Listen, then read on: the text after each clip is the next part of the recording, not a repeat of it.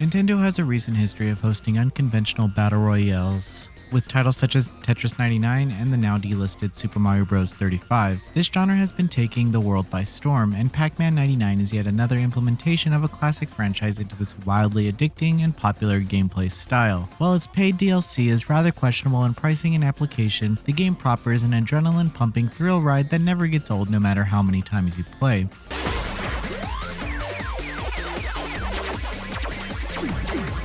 In Pac-Man 99, players take control of Pac-Man in a seemingly normal game of the titular character's origins while simultaneously combating against 98 other players performing the same tasks as you. As players munch on ghosts after eating pellets, they get thrown into other players' games. There are also smaller ghosts called jammer ghosts that impede players' movements drastically. There are different targeting patterns that players can employ by flicking the right stick, bringing a continual sense of strategy to what would seem to be a thoughtless and mindless gameplay experience. Seeing numerous other players covering the edge of my field of vision and not really knowing what the right stick's commands were doing, I felt pretty overwhelmed, which I believe is a natural reaction to a jarring game such as this. I doubt there are many seeing this who are like me and never really played a Nintendo Battle Royale, but if you haven't, you should execute some patience for this game. Tetris 99 doesn't really explain itself to you through text at all, so it all comes down to playing some matches and slowly parsing how everything works.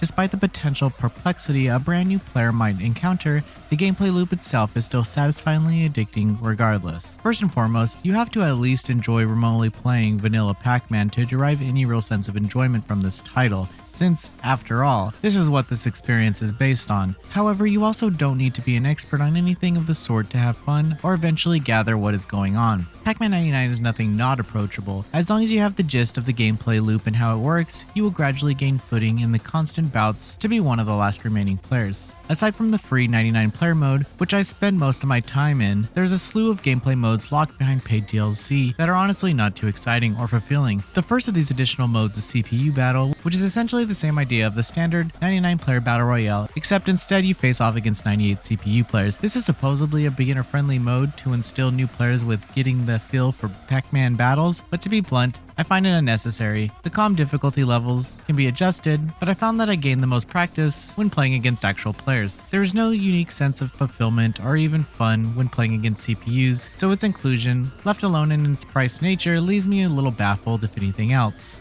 Score tag mode is exactly what it sounds like, and is a nice novelty that can act as a refreshing breather if one is growing drained of the 99 player mode. Blind time attack is also a moderately enjoyable mode that I had some minutes of fun with. The latter especially offers a somewhat unique gameplay style and challenge that none of the other modes provide, and I find that to be worthwhile aside from the free default 99 player style. When it comes down to it though, all the DLC modes are merely appetizers. They don't offer anything close to the same level of constant replayability the free 99 player mode offers. Private matches are also locked behind a paywall. It's quite disappointing that all these modes are locked behind a premium package, making it impossible to purchase them individually. This ultimately makes the prospect of delving deeper into the title's content an unexpected pricey affair.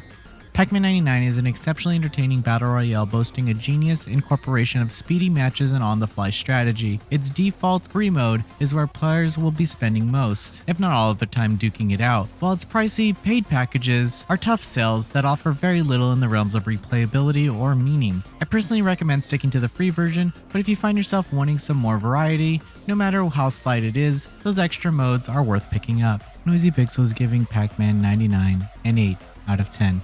Thank you for watching. Please read the full review at noisypixel.net. Noisy Pixel is run by a group of gamers who work hard to deliver news, reviews, previews, and more. Please subscribe to keep up with all our future content.